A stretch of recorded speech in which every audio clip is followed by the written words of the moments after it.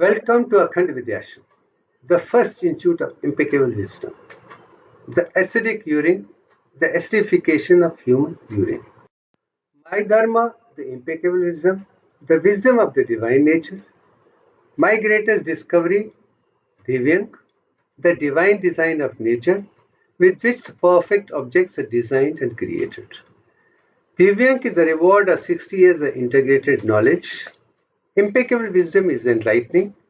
Akhand Vidya wisdom is empowering. We have started on the process of understanding the excretory system or the purification of the waste and harmful products of the body. And in the process, we have explained how the urine is formed, how the acid-base balance is maintained, and now how the urine is acidified to a much higher level before it's excreted from the body. In that process, to show how beautiful is the power of hydrogen or pH, I have brought this particular picture which shows the normal range is 4.5 to 7.4 as the process. Alkaline urine is more than 7.4 and acidic urine is less than 5. This particular range is very important, and this particular picture makes it very clear which is the range problem. An amazing urine pH profile is something which I want you to understand. The pH of perfect blood is 7.4. The limiting pH of urine is 4.5. Now let's calculate the pH of perfect urine, 4.5 to 7.4. What is the connection between these particular lines of 4.5 and 7.4 of pH? Calculation right at the bottom. 4.5 divided by 7.4 is equivalent to 60.818, which is the closest to DIVYANK ratio. Now you are able to see DIVYANK ratio at urine formation and acidification also. Is it a surprise? It is a divine design that everything is so meticulously designed in human anatomy, physiology, biochemistry, and psychology to be in tune with solar system, spiral galaxy, as well as higher universal consciousness. Point is clear. We, the perfect human beings, who are perfectly physically healthy, emotionally stable, mentally very powerful, in tune with universal consciousness, intuitively strong, mathematically with the divine nature, we could understand nature even without the instrument is something which is found in Vedas and Upanishads very clearly. But thank God, because of my nature, the voice of silence of my own consciousness, which has come from universal consciousness, I've been able to get clues and make DIVYANK for the first time in the history of the world in 2015 by bringing 22 by 21, which is equivalent to Brahma consciousness. 10 stages of development are like Vishnu consciousness, and 0.34419 as 5 elements of Lord Shiva to prove the Lord Brahma, Vishnu, and Shiv represent 3 aspects of the creation of the perfect objects in the universe, and then bring it down to level of 1.618034. And that is DIVYANK for the first time. And in the light of DIVYANK, I'm trying to understand human anatomy, physiology, biochemistry, psychology, solar system as a universal perfect objects which haven't changed at all. Desire is only to stick to the core value of the human body and solar system, spiral galaxy, and the greater universe to prove DIVYANK is the divine design of nature. From that, this particular picture is very, very clear. Just a review of what I've shown in the last few. Functional anatomy of the urinary system is 2 kidneys which are like beans, also in the ratio of DIVYANK, 2 ureters, 1 urinary bladder, long male urethra and short female urethra. Functionally, anatomy of integrated human kidney, closed by capsule, you can see very clearly like a red rajma beans, length and breadth in DIVYANK ratio. Then you have cortex, which has 80% cortical nephrons, and then you have medulla, which has justa maxillary medrons and vasa recta, which are responsible for purification of urine. And then you have calyx, collecting all the ducts and then expelling from the body to make sure that all the waste products of the human body, which are used by 100 trillion cells by utilizing carbohydrate, proteins, fats, and other elements to make 100 trillion perfectly healthy. And those wasteful products which need to be expelled, and that's what the excretory system is. And it's so condensed, so beautiful, and so intelligent that it knows what are the changes in different parts of the body and how to bring perfect homeostasis, integrated consciousness, and make you perfect in tune with universal consciousness. That is Objectiva Akhand Vidyashram. Now let's move on to the next. This is just to show the macroscopic and microscopic structure that you can see the cortex with the cortical nephrons, and you can see medulla with justa maxillary nephrons and vasa recta, and of course the other collecting ducts and ducts of Eleni, etc., how the urine is collected and taken out of the thing. It also talks about arterial blood as well as venous blood.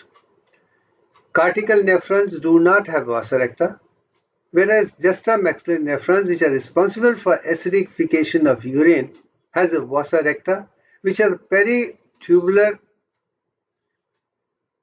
layers within the loop of Henle.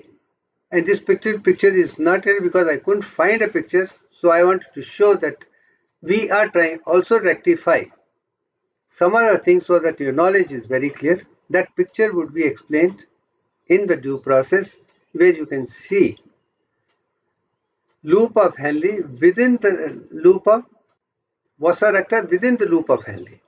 I think that picture has to be understood clearly so that how the function really takes place. There is a process with Akhand Vidyashram to bring in the perfect anatomy, physiology, biochemistry, and psychology with a completely picture where impeccable vision stands out, and we do not have anything which is unnecessarily there, which is not required. I'm not talking about disease model, I'm talking about perfect models, and for that this is required. Glomerulofiltration is the one which is absolutely essential for formation of urine, and afferent arterioles have got red blood. Efferent arterioles also have red blood because blood is not used, oxygen is not used to produce any cell changes. That it is only a filtration in glomerular capillaries in the Bowman's capsule which is responsible. The first stage is filtration. 20% of the blood is filtered.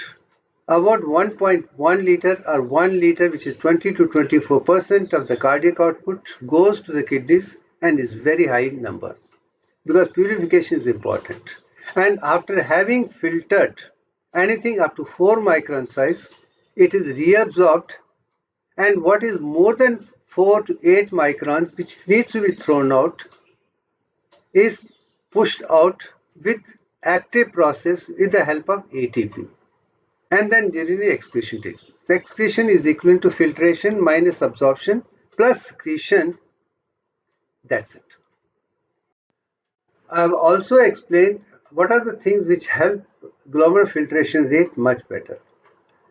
There are 4 processes which can take place.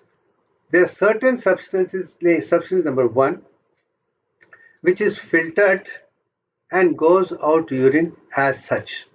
Filtration is totally, there is no absorption. Substance B, filtration takes place, but it gets reabsorbed.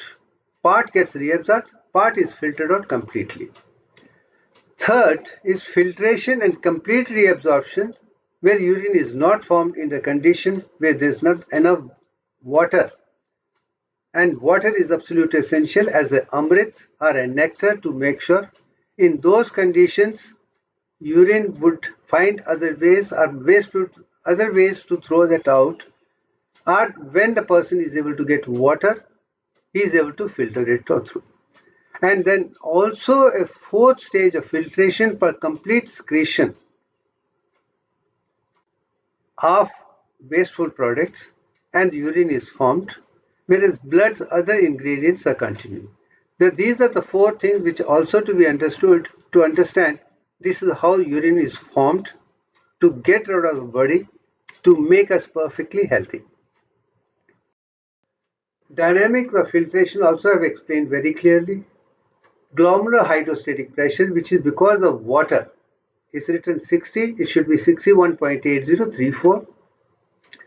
Glomerular colloidal osmotic pressure is because of proteins and is primarily albumin. It is 32 millimeter. This will make sure that water does not go out, things remain as it is, because protein cannot move out of glomerular filtration to the capillaries and urinary bladder for filtration at all. Then Bowman capsule, because the presence of other products in that, is equal to 18 millimeter of mercury. So when you do a calculation of dynamics of filtration, you find net filtration is of 10 millimeter, which is equivalent to glomerular filtration 60 minus 18 of Bowman's capsule plus 32 of oncotic pressure, and that's the ratio. That also makes a point how the urine is formed efficiently in a very natural way. But if you look at this particular picture, you will find DIVYANK is seen very clearly in this picture also. Ideal system of circulation I have shown. Brain get 55 ml per 100 ml, heart 70 ml per 100 ml, liver and digestive system 100 ml per 100 grams, but kidneys get 400 ml for every 100 grams.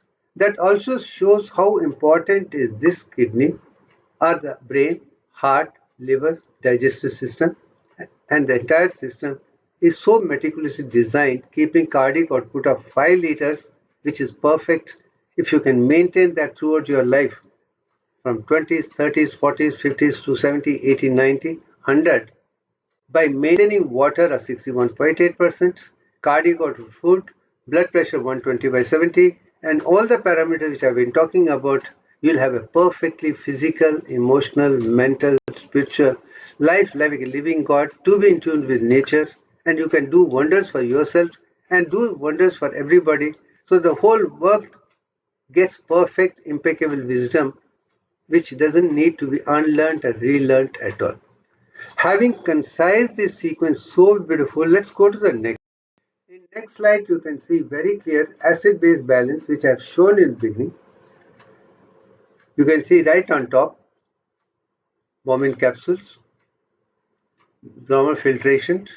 Then 80% of carbon bicarbonate is absorbed there. Then hydrogen is pushed and ammonia is pushed into the urine for acidification. Bicarbonate to the blood, hydrogen and ammonia to this for the body. Then in loop of Henle to the ascending tract, you can find another 15% of bicarbonate is reabsorbed. Then ammonia is there, that NH3 is reabsorbed. Then you go to the ascending tracts and you find more of hydrogen is pushed into the ureter to be expelled. Then on the collecting ducts, you find 5% of the remaining bicarbonate is taken, so that base balance is maintained with bicarbonate, which is a product of carbon dioxide plus water is essential. So expulsion of carbon dioxide is equally important. Kidneys also play a role to convert that into bicarbonate to maintain pH at 7.54.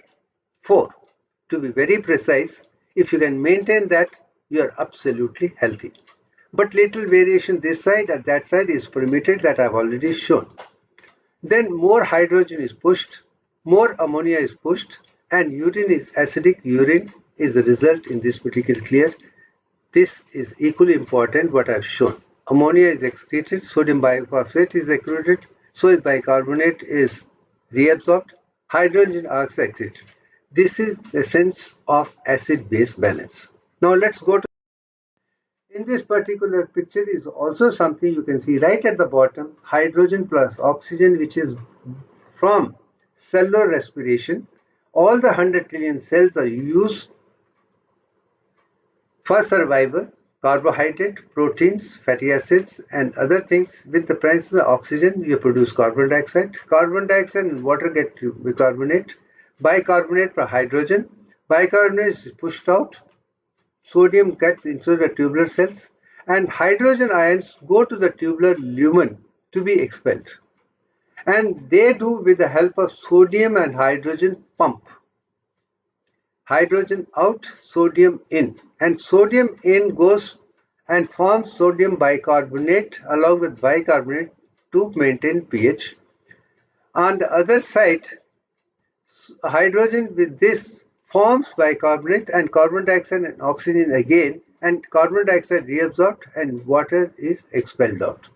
This particular picture also clears how beautiful is the scientific approach which we find in Vedas and Upanishads of atoms, elements, molecules, compounds, other things are beautifully described.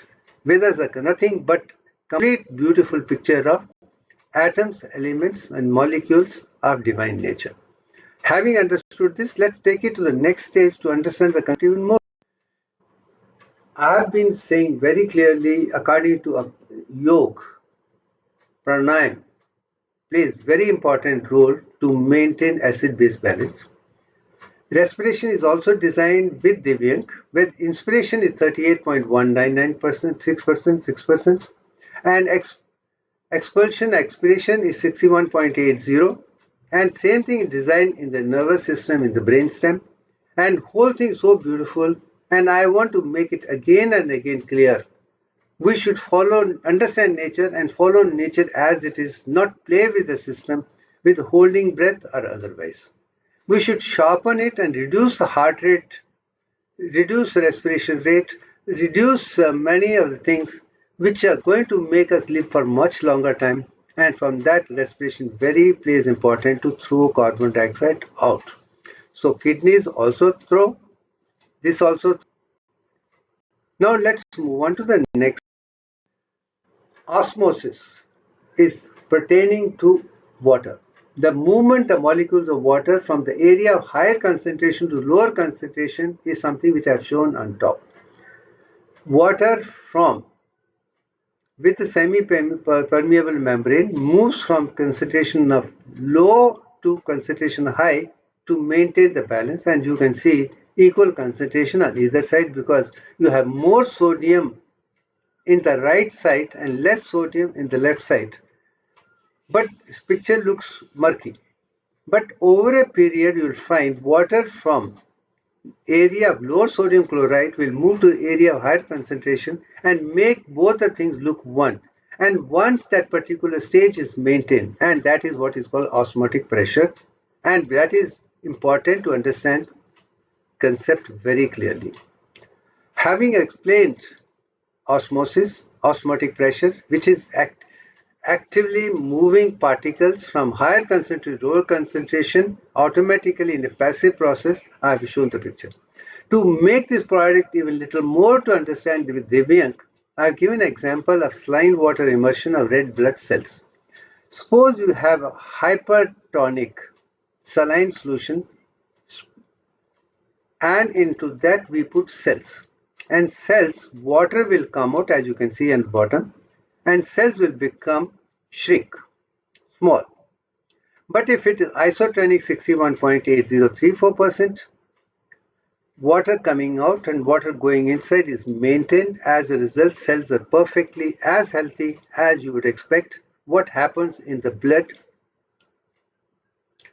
Suppose you put RBC into a medium which is hypotonic.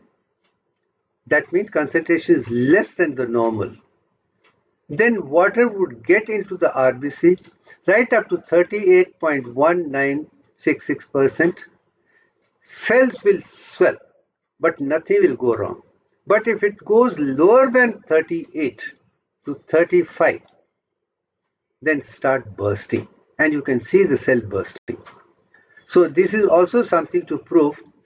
Even the concentration of saline water and RBC, which are perfect blood cells designed with DIVYANK, also show that particular concentration and done with it. So having explained that, I think very clear this is how nature works. Now comes the counter current mechanism. Here you can see very clearly the outer yellow are the descending loop of Henle thing and ascending loop. And in between you can see vasa recta in such a way that vasa recta goes in opposite direction to the one which is tubular ascending. If it loop of Henle's descending thing is coming down, the one peritubular capillary or vasa recta close to that would be going up. The one coming down will be close to the one which is going up. You can see very clearly. This is something which I wanted to show, which was not available in that. In the process, when descending tract is coming, there is 300 milliosmos is the osmotic pressure of plasma and the urine. Then it goes on increasing because water is reabsorbed from this, and the concentration will go on right up to 1200 milliosmos in flat loop of Henle. And then as it goes up, you can see a change that water is moving automatically from higher concentration to the ascending tract of vasa recta. But now the concentration has gone more into the loop of Henle to the ascending component. Then sodium, chloride and potassium move out to maintain the balance. And finally, when urine is passed out, you'll have an osmotic pressure of only 100. And osmotic pressure represents physically active, osmotically positive elements like potassium, sodium, water, and other things to give it 300, whereas normal is 300. So having explained that very clearly, is very clear this is what is responsible for making urine highly concentrated, and water is reabsorbed up to 99%. All glucose is absorbed. Sodium is absorbed to greater extent to the partial. Potassium is expelled.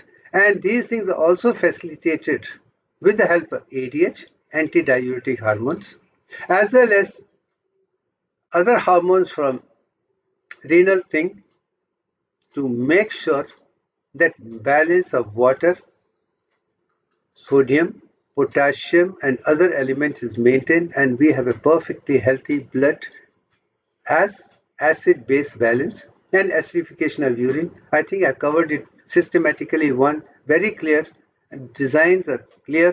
I don't think should have any problem for anyone. Anyway, I'll not go in detail about this. I think we have done the job. Thank you very much. It has been lovely sharing my experience as a medical doctor for the benefit of the entire university, entire world per se. Okay, this is perfect to be learned, not to be unlearned and relearned again. Thank you very